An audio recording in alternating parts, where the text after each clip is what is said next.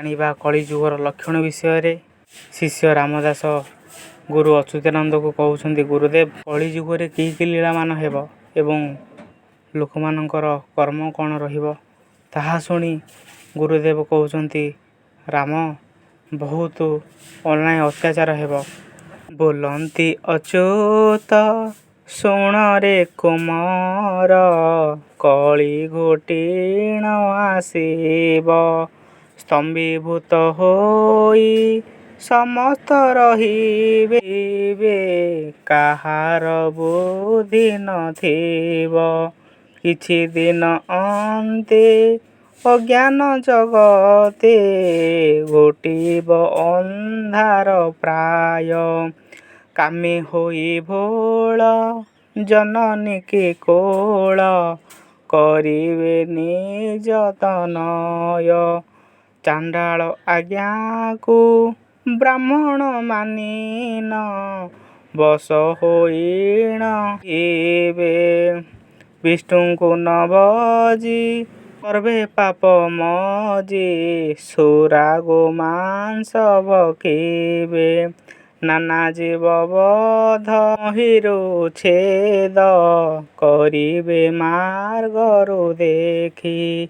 ସତ କଥା ମିଛ କରାଇବେ ସେହୁ, ଲାଞ୍ଚ ଖାଇ ହେବେ ସାକ୍ଷୀ। ବଳବନ୍ତ ଲୋକ ପୃଥିବୀ ମୋହର, ବୋଲିଆ ବରିବେ ଯାଇ।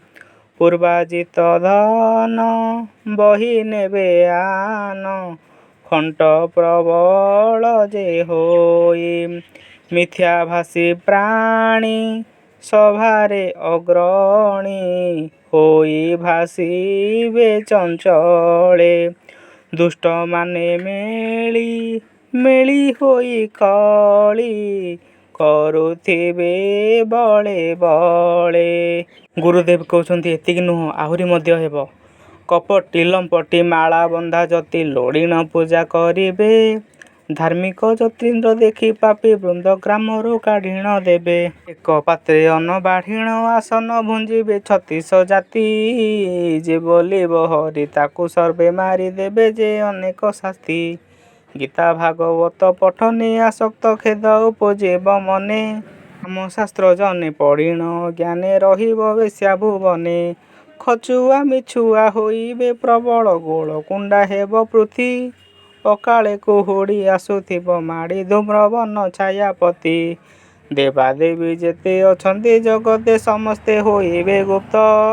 ସାଧୁଏ ନିବୃତ୍ତି ମାର୍ଗେ ଥିବେ ବର୍ତ୍ତି, ବନ୍ଧନ ଲୋକଙ୍କ ମତ।